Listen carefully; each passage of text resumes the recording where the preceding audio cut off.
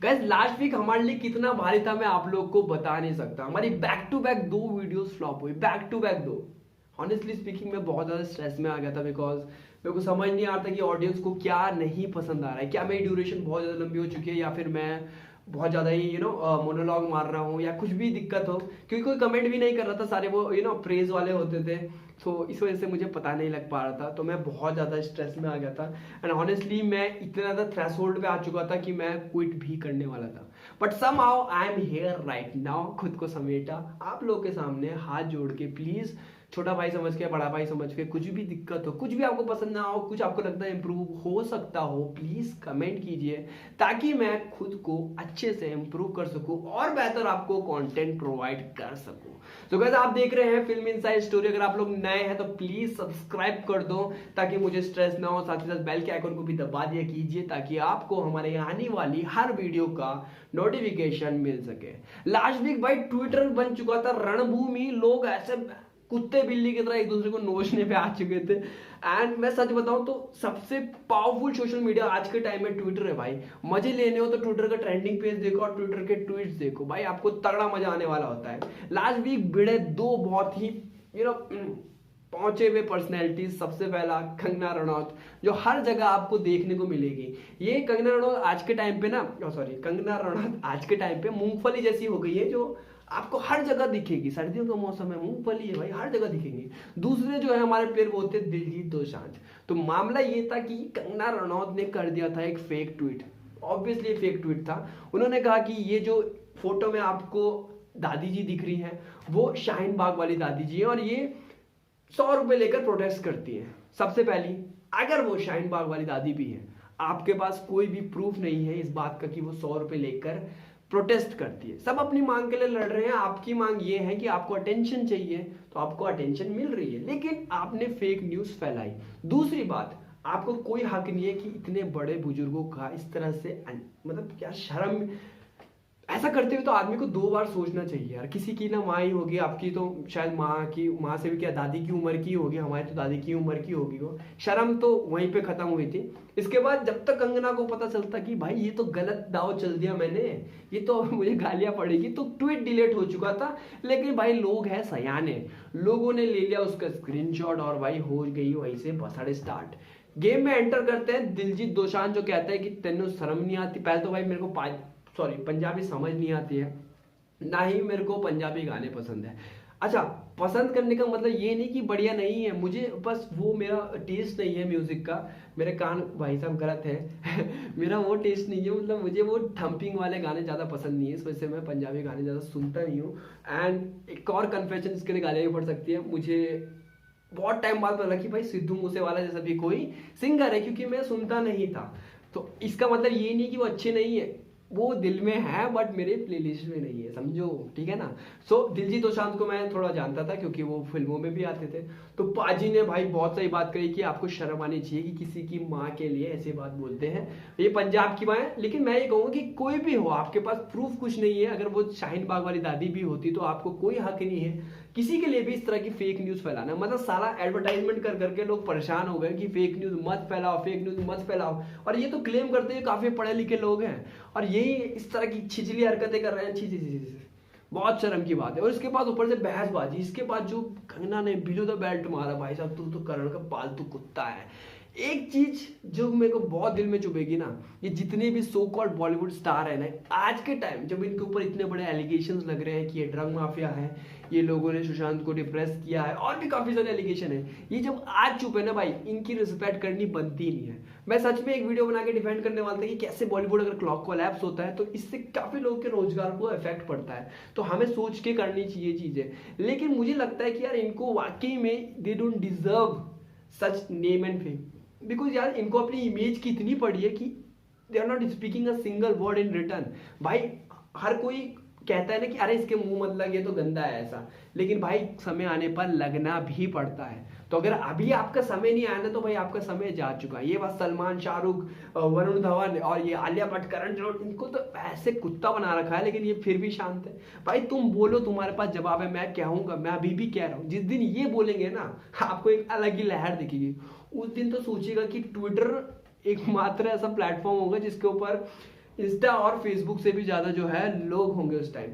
तो भसड़ उस दिन बहुत मचेगी। तो मैं चाहता हूँ कि भाई ये लोग भी अपने हाथ गंदे करें, बिलो द बेल्ट जाए, खूब खींचे, खूब एक्सपोज करें, ताकि लोगों को भी सच्चाई पता चले कि क्या है और क्या नहीं। और बाकी अगर ये चुप रहेंगे तो यार ये मत सोचिएगा कि चुप रहने से आप सही हो जाएंगे, या आप ये सोचेंगे कि हम इनके मुंह नहीं लेंगे। एक्चुअल में आपके पास बोलने को कुछ नहीं है। और मैं बहुत हाईली डिसअपॉइंट हुआ हूँ इन सभी एक्टर और एक्ट्रेसेस से। तो यहाँ पे इसका रिप्लाई किया दिलजीत दोसांझ ने। भाई मैं तो ताज्जुब मान गया कि भाई अगर मैं इनकी चाटता हूँ तो तुमने तो फिर रोल के लिए कितनों की चाटी थी। इसके बाद शेयर होने लगी महेश भट्ट के साथ कंगना रनौत की फोटो है कि भाई अब क्या आपने भी तो यार भाई मतलब वो जो लेवल था ना भाई, बहुत तौड़ी तरह से गिरा भाई। देखो हमें तो मजा ही आएगा क्योंकि भाई लोग यही चाहते थे। और मुझे नहीं पता कि कंगना इस तरह की हरकतें क्यों कर रही हैं, because she is a great actress man. But मुझे नहीं पता कि क्या इशू है उनको, क्यों उनको ऐसी नेगेटिव पब्लिसिटी चाहिए। अगर उनको चुनाव लड़ना है, जो हर किसी को समझ में आ रहा है कि उनको चुनाव लड़ना है, तो लड़ो ना मेरी माँ, लड़ो लड़ो, आप जीतोगे भी। लेकिन इस तरह की क्यों आप पब्लिसिटी कर रहे हो, क्यों आप लोगों को बांटना चाहते हो, ये हर किसी को दिख रहा है यार क्या सही है और क्या गलत है। ऊपर से आप फेक न्यूज शेयर करके आप फिर बदतमीजी कर रहे हो, यार सही नहीं लगता है आपको। आप जो हर बार अपने अवार्ड्स गिनाती हो बड़े बड़े, यार कम से कम उसका तो मान रख लो, कम से कम उसका मान रख लो। और क्यों आप और यहाँ पे आप ही एक्सपोज हुई हो, बुरी तरह से एक्सपोज हुई हो। और फिर कितने लोगों ने फटकार लगाई कि आपको मुद्दों पे नहीं कूदना चाहिए जब तक आपको नॉलेज ना हो। और ये बात बिल्कुल सही है यार, क्यों कूद रही हो जब तक आपको नॉलेज नहीं है उसके बारे में। तो अगर आपको सपोर्ट भी करना है तो प्यार से बोलो ना, ये क्या आप छिचलेदार बातें कर रही हो कि 100 रुपये दे रहे हो। सबको पता है कि यार ये फेक न्यूज होती है, समझ रहे हो ना आप। तो यार आप जैसी पहुंची हुई अभिनेत्रियों से इस तरह की एक्सपेक्टेशन किसी को नहीं होती है। एंड मैं कहूँगा कि कंगना जी आपने अपना नाम मार्केट में बहुत खराब कर दिया है। अब मुझे नहीं पता कि आपके समर्थक कौन होंगे, आप किन के लिए रानी है, बट मेरे लिए तो रानी नहीं है एटलीस्ट। और इसके साथ ही आजकल भाई एक अलग ही ट्रेंड चल गया है मानहानि का दावा ठोकने का। जिसको देखो, जिसको जिसकी बात पसंद नहीं आ रही है उसके ऊपर मानहानि का दावा ठोक रहा है। मतलब अलग ही दिशा में चल रहा है भाई देश। मैं कह रहा हूँ देश हाई है, अलग ही दिशा में चल रहा है। जावेद अख्तर साहब ने कंगना रनौत के ऊपर ठोका कि उन्होंने उनका नाम कहीं ना कहीं यूज किया है। कंगना ने पहले ध्रुव राठी पर ठोकने की बात करी, फिर स्वरा भास्कर तापसी पन्नू पे, क्योंकि उन्होंने उनके जो डिमोलिशन हुआ था उसको इलीगल कहने की बात हुई थी, तो उन्होंने कहा कि मैं इनके ऊपर ठोकूंगी। ठीक है ना। इसके बाद अभी जिसके लिए कंगना ने ये बात कही, उनके समुदाय के लोग कह रहे हैं कि हम आपके ऊपर लीगल केस ठोकेंगे। तो ये जो लीगल केस चल रहा है, लीगल केस ना होगा साला सड़क की मूंगफली बन गई, जिसको देखो वो एक दूसरे को गंदी तरीके से एक्सपोज करने में लगा है। तो यार देखो इससे ना पॉजिटिविटी तो कुछ नहीं फैल रही है, ठीक है ना। देखो किसान लड़ रहे हैं, देखो सही है गलत है किसान हमसे बेहतर जानते हैं। मैं खेती बाड़ी नहीं करता हूँ, मैं करता तो मैं आपको बताता, लेकिन जो किसान हैं दे नो कि वो कितना सफर कर रहे हैं। किसान ऐसे ही आत्महत्या नहीं कर रहे हैं। अगर वो खुश होते तो वो सपोर्ट करते। अगर ये किसान नहीं है तो ये कौन है। अगर आप इनको ये बोलो किसान नहीं कौन है, तो आपको विरोध झेलना ही पड़ेगा। तो ऐसी बात मत कीजिए जिसपे आप वापस सुन ना सके। फिर मत बोलिएगा कि भाई लड़कियों का सम्मान नहीं होता। लड़कियों का सम्मान एक हद तक है जब तक आप दूसरी औरत का सम्मान कर रहे हो। जब आपने ही लाइन क्रॉस कर दी तो फिर आप कैसे एक्सपेक्ट कर सकते हैं कि कोई आपका सम्मान करे। वो बूढ़ी महिला से आपने अभी तक माफी नहीं मांगी है, और ऊपर से बोल रहे हो कि मैं तो कुछ बोला ही नहीं। जब आपको ये अंतर नहीं दिखा कि वो दोनों अलग अलग है, आपने कहीं ना कहीं से वो पैम्पलेट टपाया है, तो यार शर्म आनी चाहिए। अभी भी वक्त है, माफी मांगो और चीजें सही रखो। प्लीज बी नॉर्मल यार, तुम अच्छी अदाकार हो। क्यों, मेरे को सही में आपके लिए बहुत डर लगता है। सच कह रहा हूँ, मैं झूठ नहीं कह रहा हूँ, ये जेन्युइन मेरा कंसर्न है। एंड आई होप कि आप जल्दी ठीक हो जाए। आपको चुनाव लड़ना है लड़िए ना यार, लेकिन एटलीस्ट एक अच्छे पॉलिटिशियन वाली ट्रेड तो दिखाइए। पहले से सब ये गंदी राजनीति खेल रहे हैं और आपने भी वही खेलनी है, तो आकर क्या फायदा है, क्या फायदा है।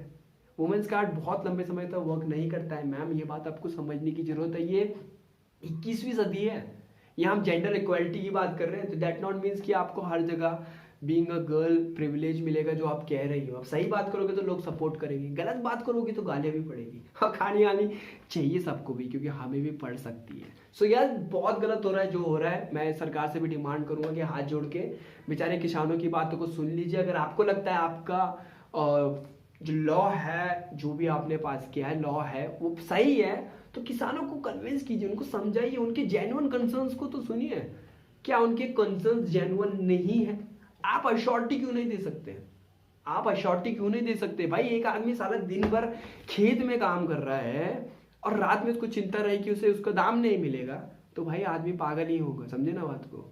तो हीरो का बनिए और इनको भी समझाइए कि सही क्या है और गलत क्या है। अगर आप नहीं समझ सकते तो आपको झुकना ही पड़ेगा एंड ऑफ द डे।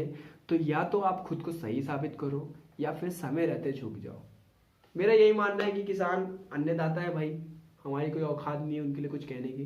भाई जो धरती का सीना चीर सकते हैं, जिनकी वजह से हमें खाना मिल रहा है, क्योंकि अगर भारत के किसान किसानी छोड़ देना तो बहुत लंबे समय तक चलने का नहीं भाई, भुखमरी की हालत आ जाएगी, और ये सब आप लोग भी जानते हैं। तो किसानों का समर्थन कीजिए, किसान हमारे अन्नदाता हैं, और देखते रहिए फिल्म इनसाइड स्टोरी की। एंड आई होप कि चीज़ें सही हो यार, लेकिन गंदा ही होना है तो फिर बहुत बड़ी बात है। हमें तो मजा ही आ रहा है तो हम भी इंजॉय ही करेंगे। So I hope you enjoyed this video, and please make sure you hit the subscribe button so that you will get all the updates of our video. Till then.